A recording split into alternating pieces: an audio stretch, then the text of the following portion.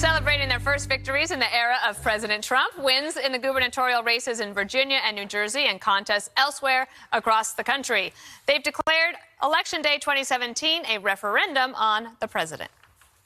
You have sent a message tonight, not simply to the voters in the Commonwealth of Virginia. You have sent a message across the globe to South Korea. Donald Trump, you don't stand for our values. You made a choice for better schools, for better jobs, for better education, and better health care. And you rejected Donald Trump's fear, hatred, and bigotry. This is one of the first major elections since Donald Trump was elected. Tonight, New Jersey sent an unmistakable message to the entire nation. We are better than this. This was a rejection not only of President Trump, but of the policies that he and the Republican Party seem to be adopting. President Trump sees it otherwise. Though he was unable to help draw more votes for Virginia Republican Ed Gillespie, he tweeted, "Gillespie worked hard but did not embrace me or what I stand for. Don't forget, Republicans won 4 out of 4 House seats. And with the economy doing record numbers, we will continue to win even bigger than before." So let me clarify. No, Greg, I didn't burp at the beginning. It's like sometimes you need to swallow before you talk, but then all of a sudden, like, we're on, and then, like, I was like, oh, my gosh. It was after you said my name. It's just like I was for Clem. It's just lack of professionalism that disgusts me. There are people that tune in for real TV, and they hear you burp and then pretend that you didn't burp. Let's start with real analysis, and we'll go to Kimberly first. Thank you so much. Greg, you should learn something from this experience. I am done. So obviously this was a bit of an upset, right? Because there was, yes, he was down, I was saying 3%, but it was within the margin of error. So you thought, okay, maybe he can pull it out because he had the momentum. Okay, then he got the endorsement from President Trump. So anyway you slice it, you got to be honest, this was, disappointing because they really hoped to kind of turn this around.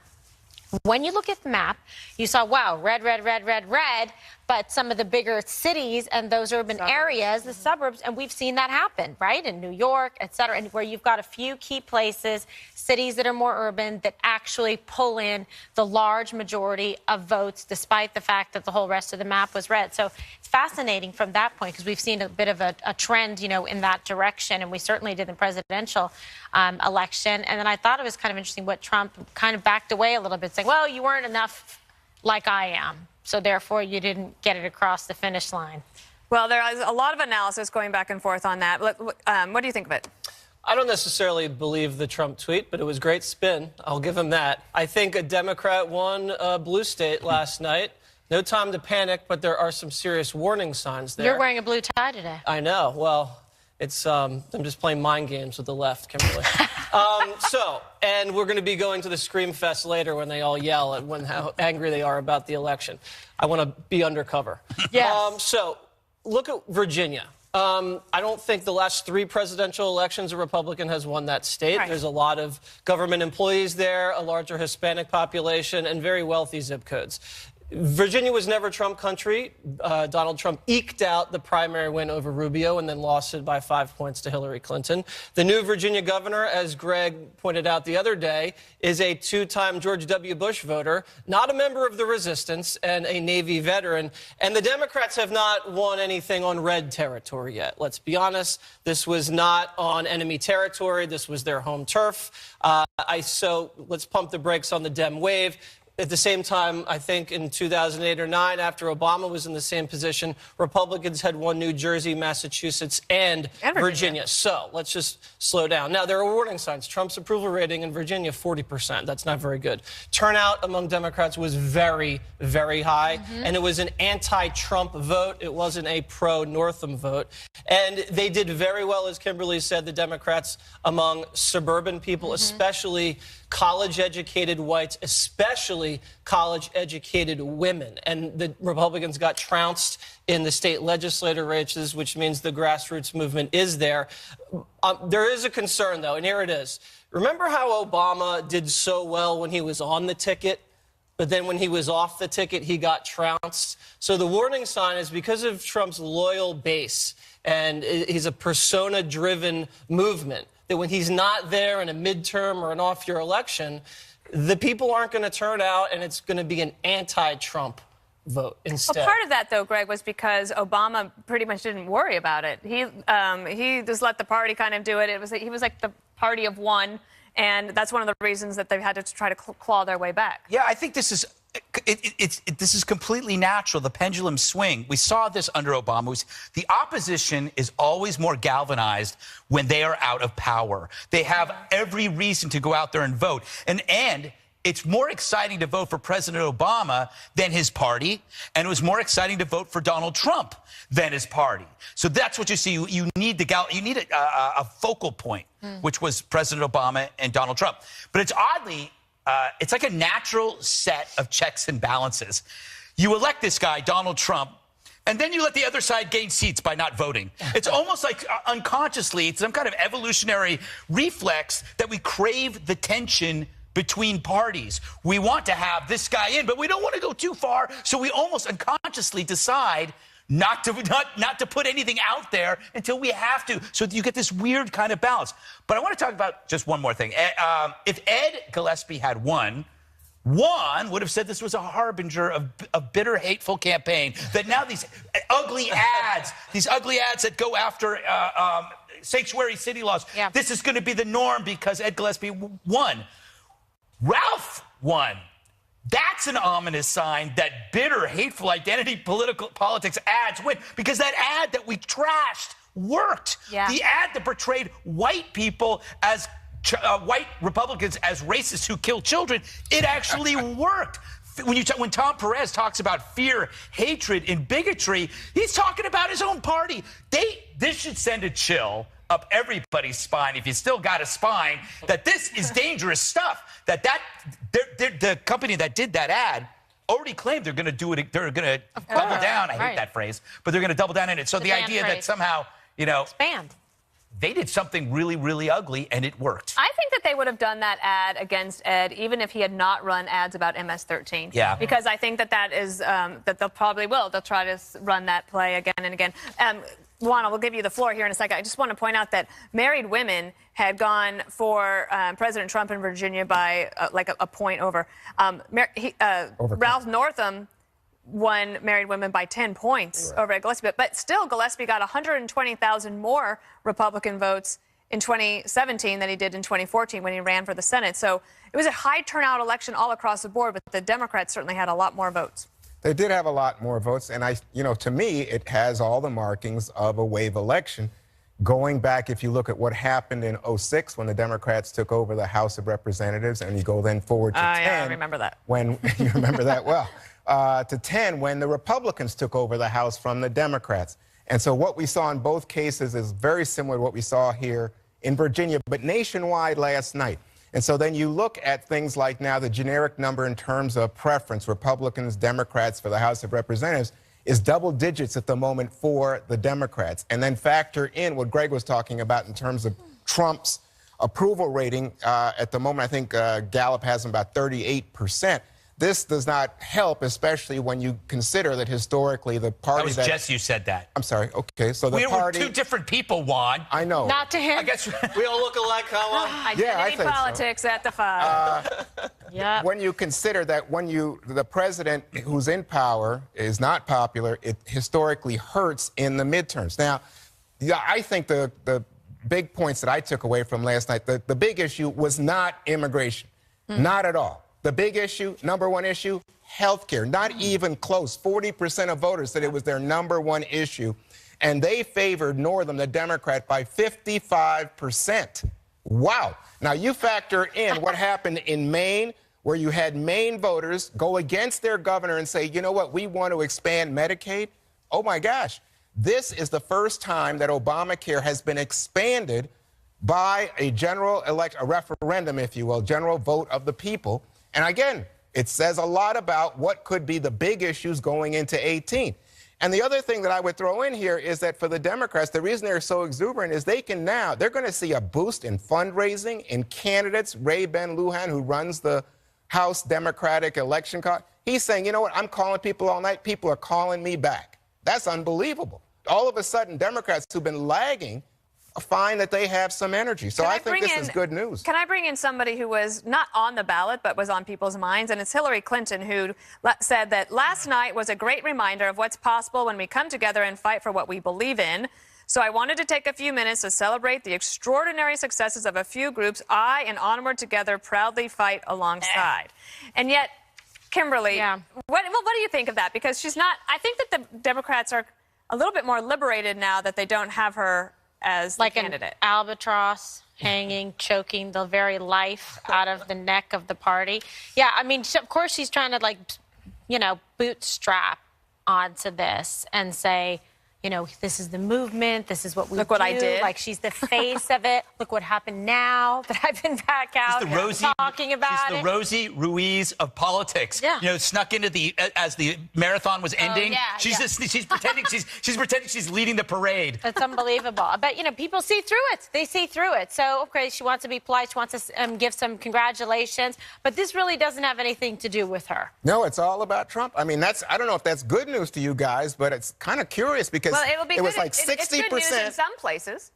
What do you mean? Well, meaning that, like, I think Virginia is just a tough place for Republicans going forward. I do think that it's, as Jesse asked me before, is it no longer a purple state? And I think it is. Like, Virginia is a blue state. I think it's a blue state. So de Blasio won the mayor race in New York. 75% of the people didn't vote. A Democrat won in New Jersey. I mean, everyone was surprised when Chris Christie won there. I mean, it's a blue state one. Virginia's blue. I don't believe get too excited about the wave. I remember. It's still right now a little trickle. Well, let me just say this. I think that when you look at the map that Kimberly was describing, you see all that red in the middle, right? Yes. Yeah, but those and these are mostly.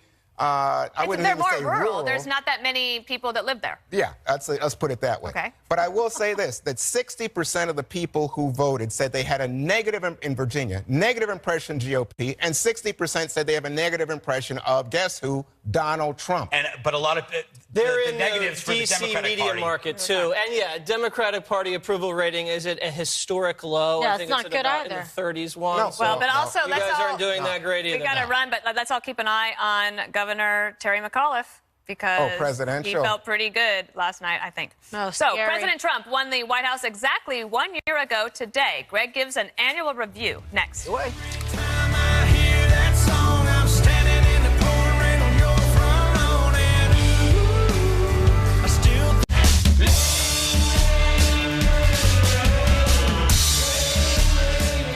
It's been 1 year since Donald Trump was elected. According to leftists, the world should have already ended. Stock market crash. America becomes a pariah. Paul Krugman bursts into a cloud of hot, powdery dust. This was our destiny.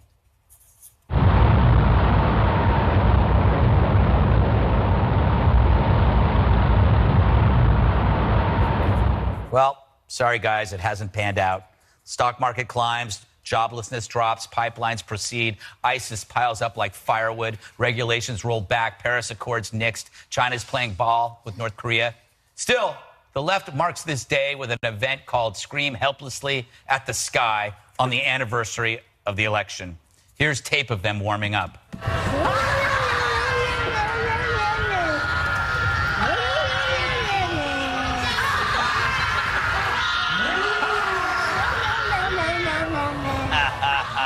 So, is this an adult response?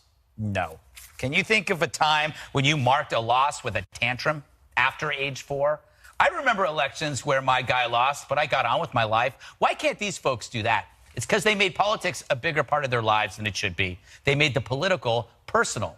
Sadly, once politics trumps everything, it's often because these people lack real friends and healthy relationships with their own families. Instead of fun, they fret. Instead of laughing, they lament. They're miserable. Look at sports, entertainment, friendship. Where politics intrudes, it devours and replaces joy with anger. Look what happened to the NFL. It used to be fun.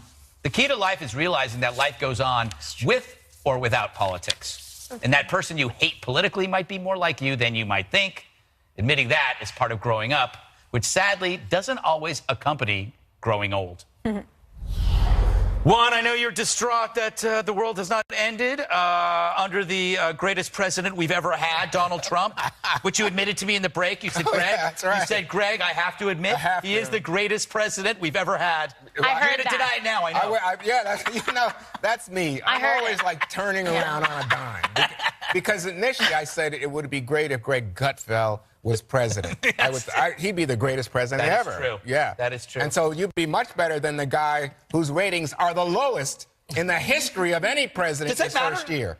Does it matter? You can vote for somebody you don't like. Well, I don't know. I'm just telling you that he's not a popular president, Greg. No, but if a lot of people don't like their bosses, but still realize their boss is effective. Right. Well, but I don't know that they Does realize not matter? that. Yeah. Because what On defines, cue. this first year, it seems to me, is Trump's play to resentment, to grievance, to identity politics. I mean, when you were talking about NFL, I thought, NFL, who made this into this big divisive issue? Oh, Donald Trump. No, Colin Kaepernick. How about, we were talking about immigration in the Virginia race, right? That it was not a big issue. Healthcare was the big issue. Yeah. But it turns out that in that last week, when that big controversial ad that you mentioned was running, guess what? It was about 20% of the electorate made their decision as to who to vote for, and overwhelmingly, they went to the Democrat, who said last night in his acceptance speech, Virginia is going to be open, accepting of people,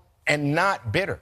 I think he was talking about Donald Trump. Well, maybe. Okay, well, listen, ahead, let's talk about effectiveness and talk about numbers that matter, not the other side's opinion of whether he's into identity politics. I mean, I think the other side's far more guilty of that. When we look at the job numbers with President Trump, those numbers are up in a very favorable way. Our trade with Canada, Mexico, of exports from the United States is up. We look at all the things that he's accomplishing with national security and foreign policy, with ISIS being beaten down to a pulp. These are the types of things that I think should matter, that people should be happy about and say, okay, let's be fair in our analysis and look at the actual cold, hard facts and statistics of what actually transpired since he became president versus whether or not, he suits your fancy. Exactly. Personality is not everything. Don't you know it, Jesse? But I want to you're going tonight, I don't know if I should be telling you, but you're going to the Screaming event. We're not going to say where. In an unknown location, Gutfeld. Yes. Thank you for ruining the surprise. Oh, you're undercover. You said it in the No one will know Yeah, that. I know, but I didn't want to remind everybody that I also blew it. Oh, my God. Leave that to me. Complicated. Yes, thank you, Gutfeld. No, I prepared for this segment by giving the president a grade. I'm giving him a B+. And I think he's had a great year. I definitely think there's been some self-inflicted wounds, and there's some room for improvement. National security and foreign affairs, I give him an A-. You think about it, he wipes the caliphate out. He rallies the world around North Korea. He's getting us out of these bad climate and trade deals. Iran's on notice. Syria got the message. Yeah. NATO's now ponying up some of their money. And he's forged a lot of great relationships with these world leaders. And the Mideast trip, European trip, and Asian trip, I think, have been seamless. And he's given great speeches on each one. Domestic policy, I'd give him about a B, B- maybe. A lot of self-inflicted wounds there. Obamacare repeal didn't happen. The tax cuts, you know how I feel about that. Not looking great on that point, too. We have dramatic staff shakeups weren't really necessary. That caused a lot of drama. And then, obviously, the Comey deal causes a major, major problem if something bad happens there. But also, the good side, Gorsuch. You have MS-13 being decimated. Border crossings are down. The wall prototypes are up and being tested. Mexico will still pay for it, by the way. Manufacturing and mining jobs are up. GDP growth's on pace for 3% this year. Under Obama, never hit 3% any year. That's not true. No, it hit 5%. 5%? What planet are you on? You're talking about 5%. I'm talking about the full year. No, it hasn't. It's not 3% for the full year. Contribution is really, why have me? Can I? I think Charlottesville really hurt his brand. Yeah. But besides that, the intangibles, when he's fighting the culture war, when it comes to kneeling, or when it comes to political correctness, I think the tweeting's great, 90% of it. I think he's hilarious, especially when he acts like a boss and puts people in their place. So all in all, I think solid B+. All right. Anything else you want to add? Yeah, actually, I can get to a few things. We're out of time. Dana? We are out of time, but I would just say voting in droves is a lot more effective than shouting at the sky, and that's what they did in Virginia last night. And I think if the Democrats can figure out a way to keep that going, then yeah, there's a problem. And even if you don't like him, and you could be supportive of all of those things, if you look at some of these states that are changing, the Electoral College will not save you in 2018. And it's really important for him, for all sorts of reasons, to want to have the House and the Senate kept in Republican hands.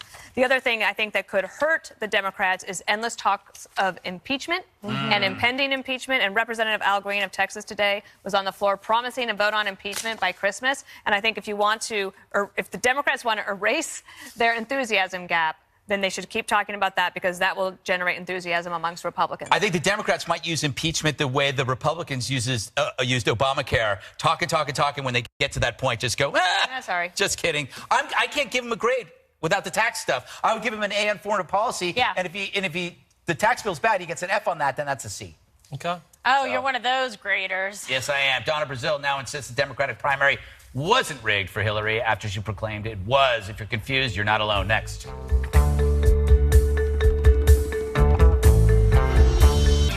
Former DNC chair, Donna Brazile is making the rounds to plug her new memoir. You can catch her on Tucker's show tonight at 8 p.m. Eastern. And with Dana? No. Well, maybe next week. Well, she's going to be on with you. She's or we're coming going to have on, a but we're problem. working on scheduling. All right. Perhaps you can get to the bottom of why she's been backtracking on her own claim that the 2016 primary was rigged in Hillary Clinton's favor. I did not say the process was rigged. I said I went to find out. But then you said you came back, but you said proof of it being rigged in the piece. No? I said no. Willie, I got to show you. You know, I got a little St. Anthony here, honey. And I said I would get to the bottom of whether or not Hillary's team had rigged the party process in her favor. I believe it was a fair fight because ultimately the voters decided. Well, Brazile did, however, have some choice words for the Clinton campaign today. Why did they lose? Was it, at the end of the day, arrogance? Yes, Joe. It was a cult. I felt like it was a cult. You could not penetrate them. All right, so what do you make of it? I like the honey too, Dana. If she doesn't remember saying rigged, then she's like me. She drinks while she writes, or she didn't write it, because she did say it was rigged, right? Didn't she say it was rigged? Anyway, I think she should have run. She's far more interesting and entertaining and more blunt than any of the candidates they had when you listen to her. I think she could have been a pretty strong adversary to Trump. The thing is, right now, the Democratic Party is a cat with a hairball in its throat, and they're trying to cough it up. It's the Clinton hairball. For that cat to move on and eat a nice meal, it's got to dislodge that hairball. And she's right. It was a cult. Do you remember Chelsea's nauseating speech at the DNC, as if she was speaking down to all the little people, and it was very slow? It's like at the audience. It was so bad that we couldn't even talk about it the next day. But she was speaking to them like they were dropped as children, like they had problems. It was very cult-like to me, and I think she was right, Donna Brazile. I think she should have run, maybe 2020. Well, people have tried to get her to run for years in Washington, D.C., like for mayor or for something, and she resists because she always liked to work on campaigns. But I'm looking forward to Tucker's interview today, because he's known her for years as well, and I think he'll be able to ask some questions that will be new and different that you haven't seen so far. I hope so. Tucker's like that. I can't wait to see the faces he's going to make. He doesn't make any faces. His face I hope she calls him honey. Yeah, I can't wait to see the face he makes when she calls him honey. He'll like it. He'll smile. He goes with it. He's not. It'll say, thanks for coming on. Yeah, exactly. I have really grown to like Donna Brazile. I'm liking everything she's saying, everything she's writing. I hope she writes a whole series about this, and I might even buy one out of my own pocket. Gator arms over here. I think she's backing off. You're like, oh. I learned it from the best. I think she's backing off the rigged thing because it makes Hillary look even more crooked than she already is, and it makes the Democratic brand look corrupt. So she's going to be as honest as she can possibly be without destroying the brand going down. But there's another great bombshell in this thing I saw. Go ahead. So the FBI says, hey, DNC IT guy, you guys got hacked. The IT guy turns on the computer and he goes, oh, no, we're good. And doesn't tell anybody. And then the FBI calls them like 5 more times and goes, guys, you've been hacked. Finally, they get someone with authority, and they go, you know what? We're not going to do anything about it till the primaries are over. So they waited months while these hackers were inside their server doing God knows what. Finally, Debbie Wasserman Schultz finds out. She goes, you know, it's too bad. Doesn't tell anybody, doesn't hand over the server. It makes perfect sense now why she didn't hand over the server. And she didn't know why her own IT guy was running around doing God knows what. The whole thing stinks. It's like you go on vacation, and your neighbor calls you and goes, hey, you guys were just burglarized.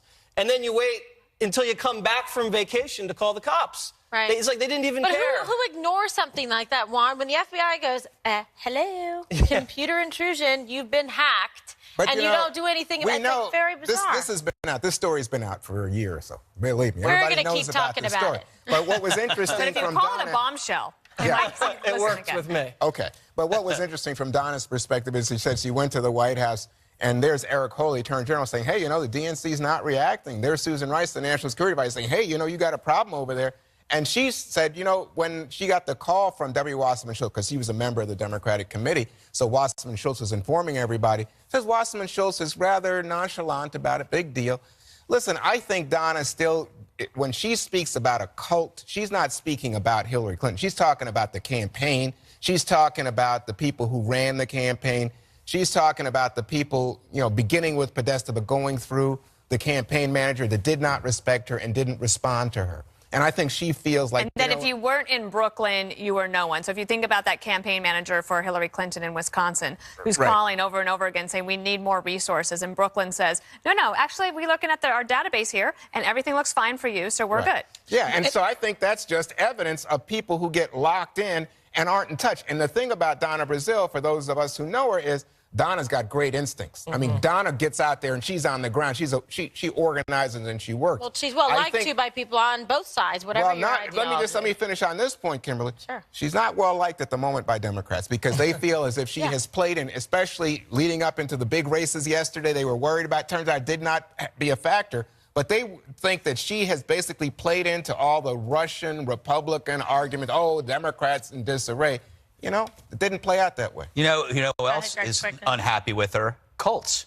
I mean, she really insulted the cult world by comparing the Democrats to a cult. I think she owes all cults an apology, including my own, the unicorn cult. I think Tucker should ask her about whether or not she was going to appoint Joe Biden as the nominee because Hillary was fainting. That would have been a good idea. Because there was she doesn't have the power to do that. Lasso. Okay. Reminder to please catch Donna Brazile on Tucker Carlson tonight at 8 p.m. Eastern. Much more to come on the 5. Stay ahead. They need to add. Everything gonna be all right.